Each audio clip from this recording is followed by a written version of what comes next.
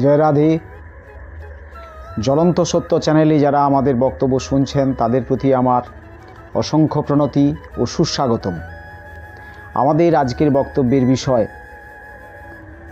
সনাতন ধর্ম বিজ্ঞান গবেষণায় আশীর্বাদ। সনাতন ধর্ম বিজ্ঞান গবেষণায় আশীর্বাদ এ কথাটি বললে কিন্তু সর্বজনগ্রাহ্য হওয়ার কথা নয়। কারণ আমরা অনেক মানুষকেই অনেক সময় অনেক তর্ক বিতর্কের ক্ষেত্রে বলতে শুনেছি যে এই বিজ্ঞানের যুগেও সব ধর্মকর্ম চলে না, এসব অচল। আজ বিজ্ঞানের যুগ, দেশ কত উন্নত, এই বিজ্ঞানের যুগে দেশ এত উন্নত অগ্রগতির পথে এগিয়ে যাচ্ছে, আর এখন এই সব ধর্ম ঠাকুর দেবতা এইসব বাজে ফালতু কথা, এগুলো বলে লাভ নাই। তো এই কথাটা কারা বলেন আপনারা লক্ষ্য নজর করে দেখুন। যারা এই কথা বলে তারা নিজেরা কেউ বিজ্ঞানী নয়, তারা নিজেরা কেউ গবেষক নয়। আর যারা বিজ্ঞান গবেষণায় যারা সাফল্যতা অর্জন করেছেন, যারা কোনো বড় বিজ্ঞানী, তারা এই কথা বলেন না যে হিন্দু সনাতন ধর্ম বা সনাতন ধর্মের ধর্মগ্রন্থ, সনাতন ধর্মের যে চিন্তাভাবনা, ধর্মীয় ক্রিয়াকলাপ, এগুলো আজকের বিজ্ঞানের যুগে অচল, এ কথা তারা বলেন না।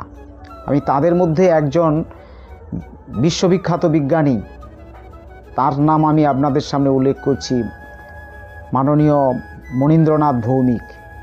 তিনি এই মেদিনীপুরেরই কাঁকটিয়া বাজার থেকে একটু ভেতরে কৃষ্ণগঞ্জ বাজার, সিউড়ি গ্রাম, এই গ্রামে তার বাড়ি। তিনি আজ আমেরিকায় থাকেন দীর্ঘকাল ধরে। তিনি লেজার রশ্মির আবিষ্কর্তা। লেজার রশ্মির আবিষ্কর্তা হিসেবে সারা বিশ্বে তিনি এক বড় বিখ্যাত বিজ্ঞানী। তো এখন তিনি কি নিয়ে গবেষণা করছেন না, এখন তিনি গবেষণা করছেন এই আত্মা এবং পরমাত্মা, এই নিয়ে তার গবেষণা চলছে। তো সেই বিশ্ববিখ্যাত বিজ্ঞানী মনীন্দ্রনাথ ভৌমিক, তিনি একটা সময় আমরা দেখেছি যে তিনি আমাদের কলকাতার টিভি চ্যানেল ডিডি বাংলা, এই ডিডি বাংলা চ্যানেলে তিনি একবার সাক্ষাৎকারে বলেছিলেন যে আমরা সামনে যা কিছু দেখি সব কিছু আমাদের পেছনে, আমাদের চোখের আড়ালে। আর এই সনাতন ধর্মে যা আছে, এই ধর্ম থেকে সব কিছু এসছে, এই ধর্মের বাইরে কিছু নেই। আমরা বিজ্ঞান গবেষণায় বলি অনেক কিছু করেছি, আমরা অনেক কিছু উন্নতি করেছি, যা কিছু বলি সব ওইখান থেকে আমাদের নেওয়া, সব কিছু কলকাঠি সেখান থেকেই ঈশ্বর উপরওয়ালা তিনি সব কলকাঠি নেড়ে রেখে দিয়েছেন। তো তার প্রমাণ আমরা চলুন একটা জায়গায় দেখি যে আপনারা জানেন যুদ্ধে, মহাভারতের যুদ্ধে আমরা দেখেছি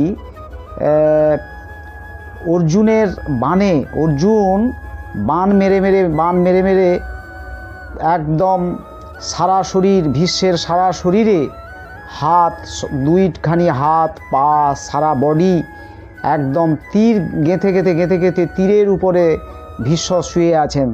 মাটিতে বা কোনো গদি বিছানায় তার শরীর লাগেনি, তার শরীর পুরো শরীরটাই তীরের উপরে গাঁথা হয়ে শুয়ে আছে। তাই বলা হয়েছে ভীষ্মের স্বরসজ্জা, স্বর গেঁথে সারা শরীরে স্বর গেঁথে সেই স্বরের উপরে ভীষ্ম শুয়ে আছেন। তো ভীষ্ম যখন স্বরসজ্জায় শায়িত, তখন তার শরীরে একটা বড় যন্ত্রণা, বড় কষ্ট হচ্ছে। আমাদের এমনি একটা কাঁটা ফুটে গেলে আমরা ওরে বাবা রে, যাই রে, গেলাম রে, মরে গেলাম রে, এরকম করি। আর একটা করে তীর যদি কারো শরীরে গাঁথে তার কতখানি কষ্ট হয়। তো ভীষ্মের সারা শরীরে তীরে তীরে গাঁথা হয়েছিল, সেই তীরের উপরে ভীষ্ম শুয়ে আছেন।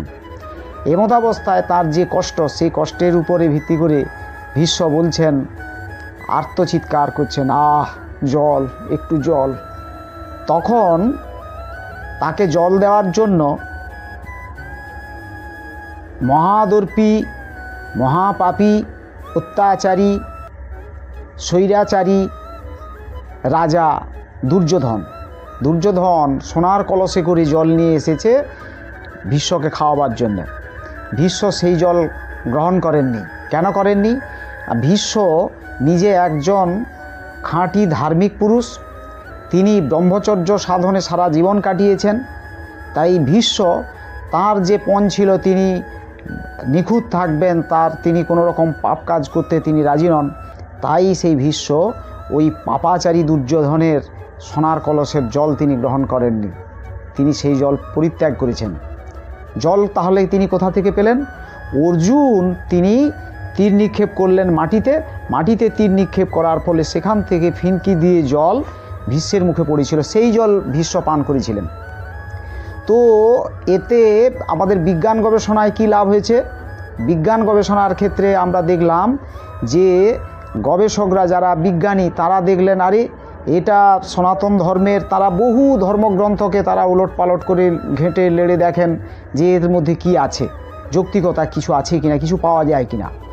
তো বিজ্ঞানীরা দেখলেন যে সত্যি সত্যি ভীষ্মের মুখে জল পড়ছে, মাটির ভেতর থেকে জল বেরোচ্ছে। আরে তাহলে কি মাটির ভেতরে জল আছে, খাওয়ার জল? আমাদের সেটা দেখতে হয়।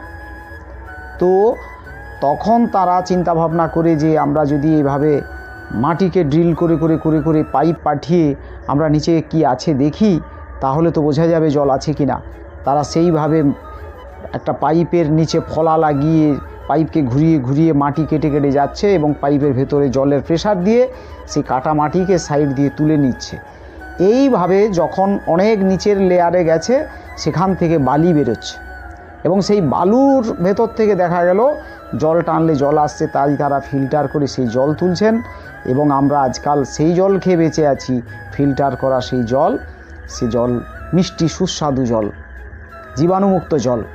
আজকাল আর্সেনিক অনেক ঝুট ঝামেলা কিছু এসে গেছে, সে তার জন্যে আবার ওয়াটার গার্ড যেসব বেরিয়ে গেছে, জল শোধনের কত কিছু পন্থা বেরিয়েছে, সেটা পরের বিষয়। কিন্তু জল না পাওয়া গেলে সেই জল পিউরিফাই করবার সিস্টেম আসতো কোথা থেকে? তাহলে মাটির ভেতর থেকে মিষ্ট সুস্বাদু জল পাওয়া গেল। এবং শুধু এই জায়গায় শেষ নয়, আমরা এই ধর্মকে এ কারণে বলেছি যে সনাতন ধর্ম বিজ্ঞান গবেষণায় আশীর্বাদ। সত্যি সত্যি ভগবানের আশীর্বাদ কত বড় উপকারে লাগে আপনারা দেখুন। যে বিজ্ঞানীগণ এই জল তারা নিলেন, এই জল শুধু নয়, এই জল খুঁজতে গিয়ে দেখা গেছে যে এই মাটির তলা থেকে অতি দামি মূল্যবান তেল, সব তৈল খনি পাওয়া যাচ্ছে। আজকে ভারতের বুকে তেলের খনি কম, কিন্তু এখানে জল প্রচুর পরিমাণ পাওয়া যায়। আবার বিশ্বের অন্যান্য রাষ্ট্রগুলোতে সেখানে জল, খাওয়ার জল, সুস্বাদু জল পায় না, কিন্তু সেই জায়গাগুলোতে, আরব কান্ট্রিগুলোতে তাদের মাটির তলায় শুধু তেল পাওয়া যায়। যে তেল আমরা পয়সা দিয়ে অনেক চড়া মূল্যে কিনে আনি। আমাদের তেলে ওই সমস্ত তেলে আমাদের ঘরে আলো জ্বলতো আগে, এখন ইলেকট্রিক এসে গেছে, কিন্তু আগে তো ওই তেলেই আলো জ্বলতো।